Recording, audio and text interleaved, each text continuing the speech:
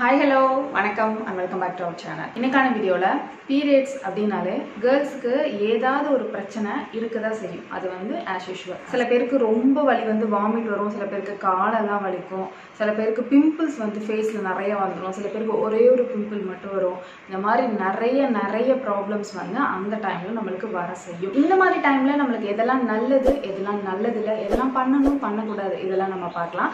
Channel subscribe பண்ணாதவங்களா இருந்தீங்கன்னா subscribe பண்ணிட்டு continue பண்ணுங்க.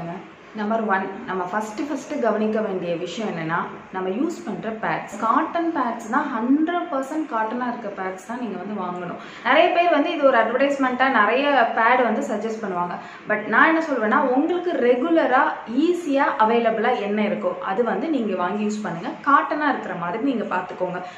உங்களுக்கு எது கன்வீனியன்ட் அப்படி நம்ம யூஸ் பண்ணும்போது தெரியும். சில பேருக்கு லார்ஜ் வந்து செட் ஆகும், சில பேருக்கு வந்து ஸ்மால் இருந்தா போதும். ஷக்கிங் வந்து ஹெவியா இருக்கிற மாதிரி வாங்காதீங்க. கண்டிப்பா அது வந்து அவாய்ட் பண்ணிக்கோங்க. இந்த பேட் சூஸ் பண்றது வந்து அவங்கவங்கள டிபெண்ட் பண்ணி தான் இருக்கும். அடுத்தவங்க சொல்றத வச்சு நீங்க வாங்க கூடாது. உங்களுக்கு எது ஓகே, எது கன்வீனியன்ட்னு பார்த்து தான் வாங்கணும். So cotton pad must. மற்ற பேட் யூஸ் பண்ணீங்கன்னா இச்சிங் வரலாம், இரிட்டேட்டிங் வரலாம். அந்த கெமிக்கல்னால நம்மளுக்கு யூட்ரஸ் கேன்சர் கூட வருது அப்படின்னு சொல்றாங்க. ஸோ ரொம்ப முக்கியமா கவனிக்க வேண்டிய விஷயம் பேடு தான். அதை நீங்க பார்த்துக்கோங்க. அடுத்து நம்பர் 2, 3 hours once இல்லைன்னா 4 hours once கண்டிப்பாக பேட் வந்து மாற்றி ஆகணும். உங்களுக்கு ஓவர்ஃப்ளோ ஆனிச்சுன்னா அதை பொறுத்து, ஃபுல் ஆயிடுச்சுன்னா மாற்றிடணும். அதுக்காக சில பேருக்கு வந்து ஸ்லோவாக தான் ஃப்ளோ இருக்கும்.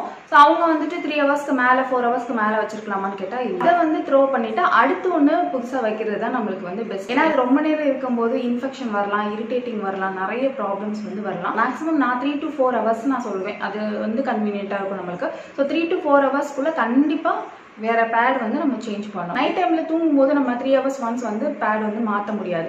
அந்த டைம்ல நிறைய ஷக்கிங் இருக்கிறது நிறைய பேர் வந்து ட்ரை பண்ணுவீங்க. அப்பயும் வேணாம், இடையில ஒன் டைம் நம்ம கண்டிப்பா எப்பயாவது எந்திரிக்க தான் செய்வோம். அந்த டைம்ல நீங்க மாத்திக்கோங்க. பெட் டைம்ங்கிறது நம்மளுக்கு 12 hours 9 hours அப்படி போகும். அது ஃபுல்லாவே ஒரே பேட் வச்சுக்கிறதும் நம்மளுக்கு நல்லது இல்லை. அதுக்காக நிறைய ஷக் பண்ற மாதிரி பேட் யூஸ் பண்றது நல்லது இல்லை. ஸோ அதனால இடையில ஒன் டைம் அந்த மாதிரி எந்திரிக்கும் போது நீங்க சேஞ்ச் பண்ணிக்கோங்க. ஏர்லி மார்னிங் நீங்க ரொம்ப நேரம் தூங்கணும்னு ஃபீல் பண்றீங்க அப்படின்னா ஏர்லி மார்னிங் எந்திரிச்சு ஒன்ஸ் வந்து நீங்க மாத்திக்கோங்க. ஒரு 6 7க்கு எந்திரிச்சு வந்து மாத்திட்டு அதுக்கப்புறம் கூட நீங்க 8 o'clock 9 o'clock வரைக்கும் தூங்கலாம். டீனேஜ்ல இருக்கிறவங்களுக்கு அதே மாதிரி நிறைய பேருக்கு பிடிக்காத ஒரு விஷயம் என்னன்னா பிம்பிள்ஸ் வருது. சில பேருக்கு பார்த்தீங்கன்னா அலர்ஜி மாதிரி இந்த இடத்துல எல்லாம் அந்த பீரியட்ஸ் டைம்ல வந்துடும். சில பேருக்கு ஒரே ஒரு பிம்பிள் மட்டும் வரும். இது வந்து ஒரு 60% கேர்ள்ஸுக்கு வந்து நேச்சுரல். இதுக்காக நம்ம பயப்பட தேவையில்லை. நம்ம பண்ணக்கூடாத விஷயம் என்ன தெரியுமா, அந்த பீரியட்ஸ்ல வர்றது அந்த பிஃபோர் ஒரு 5 daysக்குள்ள வந்துடும், ஆஃப்டர் ஒரு 5 daysக்குள்ள போயிடும், 5 to 7 daysக்குள்ள போயிடும். அது நீங்க டச் பண்ணாம அதை கேஷுவலா விட்டுட்டீங்க அப்படின்னா போயிடும். சில பேர் அதை கை வச்சு அதை இரிட்டேட் பண்ணி அதை பெருசாக்கி அதுலேருந்து 2-3 வருது, அது போகாது. நம்ம பண்ண வேண்டிய விஷயம் அதை தொடவே கூடாது, கேஷுவலா விட்டுறணும். பீரியட்ஸ் எப்படி நம்ம ஓவர் கம் பண்றோமோ அதே மாதிரி பிம்பிள்ஸ் வந்தாலும் கேஷுவலா விட்டுருங்க. சில பேருக்கு பாத்தீங்கன்னா அந்த டைம்ல மட்டும் ஆயில் நிறைய ஃபேஸ்ல வந்து இருக்கிற மாதிரி அவங்க ஃபீல் பண்ணுவாங்க. சம்திங் அந்த மாதிரி இருக்கலாம், இல்ல வந்து இந்த இடத்துல எல்லாம் வந்து ஹீட் பம்ப்ஸ் மாதிரி வந்திருக்கலாம், மாதிரி நிறைய இருக்கும். அந்த பீரியட்ஸ் டைம்ல உங்க ஃபேஸ்ல என்ன ரியாக்ட் பண்ணாலும் நீங்க எப்போதும் போடுற ஃபேஸ் வாஷ், எப்போதும் போடுற ரெகுலரா என்ன யூஸ் பண்ணுவீங்களோ அதையே யூஸ் பண்ணுங்க. அந்த பீரியட்ஸ் டைமுக்காக மட்டும் நீங்க மாத்த வேணாம். ஏன்னா அந்த டைம்ல நீங்க மாத்தும் போது அது வேற ரியாக்ஷன் கூட கொடுக்கலாம், நம்மளுக்கு செட் ஆகாம இருக்கலாம், அந்த பிம்பிள்ஸ்க்கு அது செட் ஆகாம இருக்கலாம். ஸோ ஒவ்வொரு டைமும் ஒரே மாதிரி பிம்பிள்ஸ் தான் வரும் நம்மளுக்கு தெரியாது. சில டைம் வந்து ஹீட்டுக்காக கூட வந்திருக்கலாம். ஸோ அதனால ரெகுலரா யூஸ் பண்ற ப்ராடக்ட் தான் பீரியட்ஸ் டைம்ல யூஸ் பண்ணணும். இது எவ்வளவு நாள் எடுக்கும் அப்படின்னு நான் சொல்லிட்டேன். ஸோ அந்த நாள் வரைக்கும் பொறுமையா வெயிட் பண்ணுங்க. எப்போதும் போல நேச்சுரல் ஃபேஸ் பேக் போட்டுக்கலாம். அதே மாதிரி ஃபேஸ் வாஷ், சிடிஎம் ரொட்டீன் இதெல்லாம் நீங்க ஃபாலோ பண்ணிட்டே இருங்க. நீங்க இன்கேஸ் வந்துட்டு சில பேர் வந்துட்டு அந்த பீரியட்ஸ் டைம்ல இருக்கட்டும் பாத்துக்கலாம், ஒரு 3 days 4 days கழிச்சு பாத்துக்கலாம், 1 week கழிச்சு பாத்துக்கலாம் அப்படின்னு சொல்லிட்டு ஸ்கின் கேர் ரொட்டீன் நீங்க பண்ணாம விட்டாலும் நம்ம ஃபேஸ் கருக்கும் டல் ஆகும். அதுக்கப்புறம் அதை சரி பண்றதுக்கு ஒரு 1 week ஆகும். ஸோ ரெகுலரா மெயின்டெனன்ஸ் வந்து நீங்க பண்ணிட்டே இருங்க. சில பேருக்கு வந்து இந்த ஃபர்ஸ்ட் நாளோ இல்ல ஃபர்ஸ்ட் நாளே வலிக்கவே இல்லாம செகண்ட் நாளோ நம்மளுக்கு ஸ்டொமக் பெயின் வரும். சில பேருக்கு அந்த ஃப்ளோ வர்றதுக்காக கூட பயங்கரமா வலிக்கும், உருண்டுட்டுலாம் கிடப்பாங்க. அந்த மாதிரிலாம் இருக்கு. டாக்டரை கன்சல்ட் பண்ணி நம்மளுக்கு வந்து ரெகுலரா டேப்லெட் போடாட்டி இந்த மாதிரி பயங்கர பெயின், தாங்க முடியாத பெயினுக்கு டாக்டரை கன்சல்ட் பண்ணி நான் அந்த மாதிரி டேப்லெட் வந்து போட்டிருக்கேன். மாசம் போடாட்டி எனக்கு எப்போ வந்து அதிகமா பெயின் வருதோ அந்த டைம்ல வந்து நான் டேப்லெட் வந்து போட்டிருக்கேன்.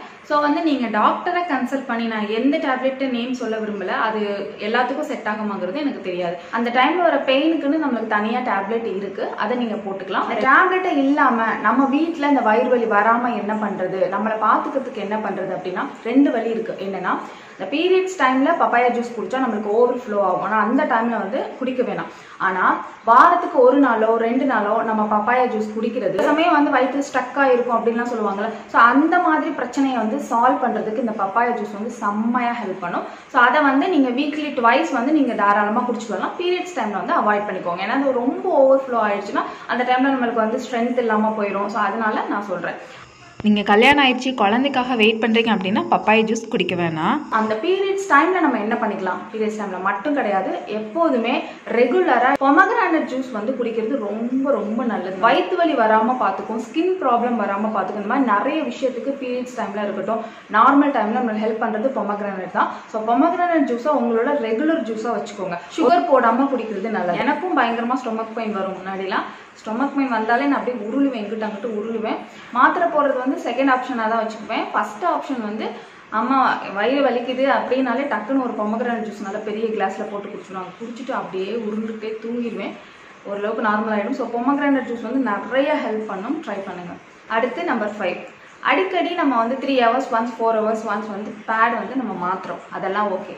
இருந்தாலும் ஒவ்வொரு டைம் நீங்கள் பேட் மாற்றும் போதும் நீட்டாக வாஷ் பண்ணிவிட்டு நல்லா ஹைஜீனாக வச்சுக்கிறது நம்மளுக்கு ரொம்ப முக்கியம். பேட் மாற்றும் போதே வேற கிளாத்தும் நம்ம மாற்றுறது ரொம்பவே நல்லது. அதுக்குன்னு தனியாக ஒரு செட் வந்து நீங்கள் வாங்கி வச்சுக்கோங்க. இன்கேஸ் உங்களுக்கு கிளாத்தில் ஃப்ளோ ஆகலை அப்படின்னா ஒரு 2 times இல்லை 3 times நீங்கள் வச்சிருந்து அதுக்கப்புறம் கூட நீங்கள் மாற்றிக்கலாம். ஒரே கிளாத்தையே 24 hours வரைக்கும் போடாதீங்க. ஒரு 3 times அது மாற்றுறது நல்லது. அடுத்து நம்பர் 6, சில பேருக்கு அந்த பேட் வந்து உரசி அப்படியே செவந்து தடிச்சு போடுறது இந்த மாதிரி வரும். அந்த மாதிரி வந்துச்சு அப்போ என்ன பண்ணுறது? சில பேருக்கு வந்து தொட உரசி கூட நம்மளுக்கு வந்துட்டு வரும். அந்த மாதிரிலாம் வரும். வெறும் ஆர்கானிக் ஷாப்பில் வாங்கல சுத்தமான ஒரிஜினல் கோகோனட் ஆயில் தான் கேட்கும், மற்ற கோகோனட் ஆயில்லாம் கேட்காது.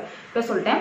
ஸோ ஆர்கானிக் ஷாப்லேயோ இல்லை நல்ல மெடிக்கல் ஷாப்லேயோ 100% பியோர் தேங்காய் எண்ணெய் இருக்கும். அதை நீங்கள் வாங்கி கையில் வச்சுக்கிறது ரொம்பவே நல்லது. அந்த மாதிரி டைமில் அதுக்காக எந்த ஒரு மெடிசன் நீங்கள் போட வேணாம். அதே மாதிரி எந்த ஒரு ஆயில்மெண்ட்டும் நீங்கள் வந்து வைக்க வேணாம்.